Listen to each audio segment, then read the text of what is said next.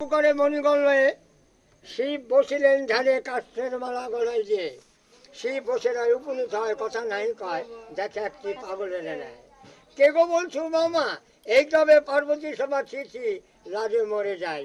এ কথা শুনে পাড়াবাসী ঝাল মারছে রাশি রাশি, পাগল উচ্চস্বরে কাঁদে। গিরিপুর থেকে রাজা আসিয়া কয়েছি, বসিয়া পাঠি কি করিতেছ তাই? তোমার দুর্গা মরে গেছে জলে ডাব দিয়াই। আহা মরি এখন কি করিয়ে তোল ক্রিয়া, বলো ব্রাহ্মণ কোন মনুষ্য জাতি হলে আমি করিতে পারিব বিয়া। ব্রাহ্মণ পুরাণ খুলিয়া দেখে একটি নরসুন্দরের প্রয়োজন হয়। শিবকে বলেন তো, ওরে পাগল বাদালি গণ্ডগোল, তোকে দেখছি হুড়ুচুর, কেন করিস রে খড়িও কালচুর?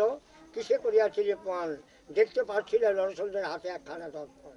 ওঠো শীঘ্র তাড়াতাড়ি যাও গিরিপুর নরসুন্দরের বাড়ি।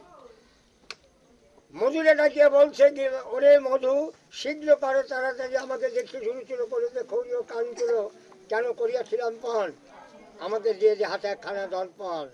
আমার ভেঙে যাবে ক্রিয়া, আমি যাব পার্বতীকে করিতে বিয়া।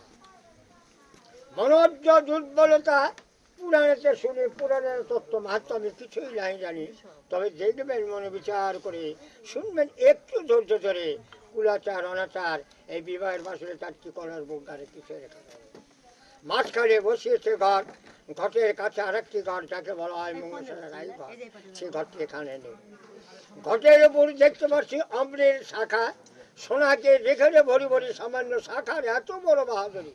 হার অলঙ্কার গহনা দিয়ে সামান্য ভাইটা সোনার মালা ছাড়া হয় না কারো বিয়ে।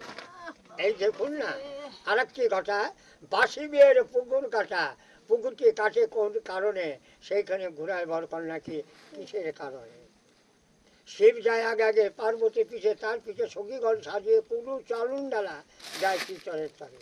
সহস্র বর্ণ গাভী, এক বর্ণ দুগ্ধ, নরসুন্দরের গৌরী বচনে বিয়ে হলো শুদ্ধ।